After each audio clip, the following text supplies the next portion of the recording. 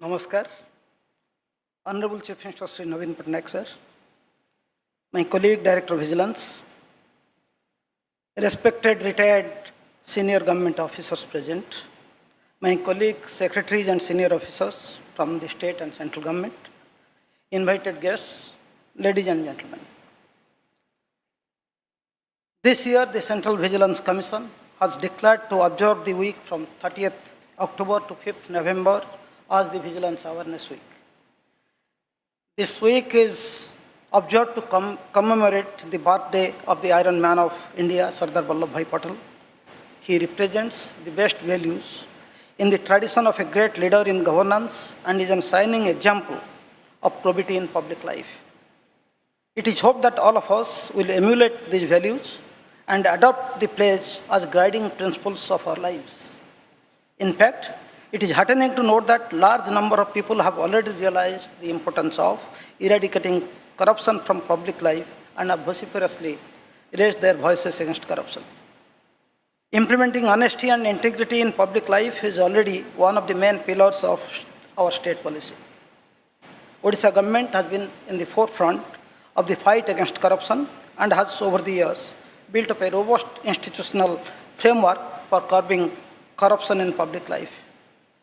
Odisha Vigilance, now in its 67th year since inception, has played a very key role in this fight and has evolved as one of the finest anti-corruption agencies in the country. I am happy to note that Odisha Vigilance has been constantly upgrading its domain expertise in investigation of complex and anti-corruption cases. During the last 1 year, a number of high-value disproportionate assets and trap cases have been initiated by the Odisha Vigilance, which has generated high deterrence among the unscrupulous elements and has positively impacted governance. However, along with punitive vigilance, implementation of preventive vigilance or internal vigilance is also very essential. Having the primary responsibility of ensuring integrity and probity within the organization, the heads of the departments and PSUs have a very important role to play in preventing corruption by strengthening their internal vigilance within their departments and organizations. Chief Vigilance Officers have a very crucial role to play in implementing schemes of preventive vigilance.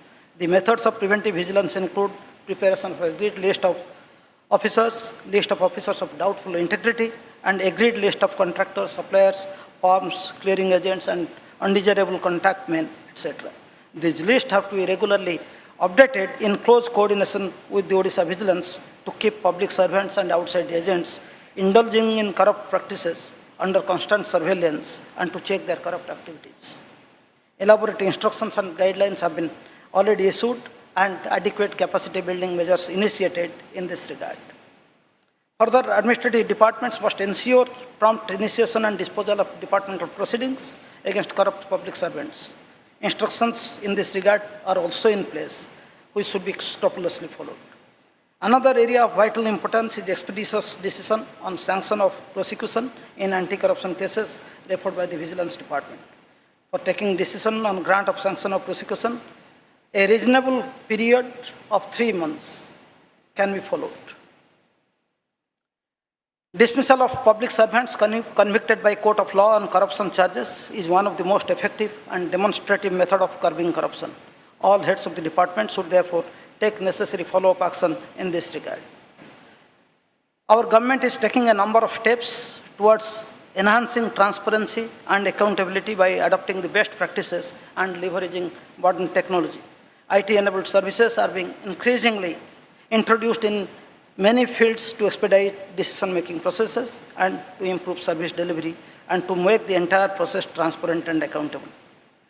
5T has been a transformative governance philosophy for a fair and efficient governance delivery. Similarly, Mo Sarkar is an important transformative tool to inject professionalism and behavioral change in government offices and its functionaries through random feedback mechanism wherein government directly connects with its citizens.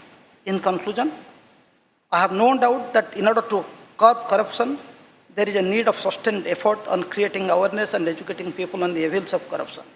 under the guidance and direction of our Honorable Chief Minister, all departments have taken up several measures to ensure that we provide a fair, transparent governance process. All collectors of the districts of the state are carrying out awareness campaign during this Vigilance Awareness Week. I am of a firm belief that our sustained efforts will certainly help in eradicating corruption in the state and ensure sustainable growth of our state and prosperity for all. Thank you. Vande Koldana.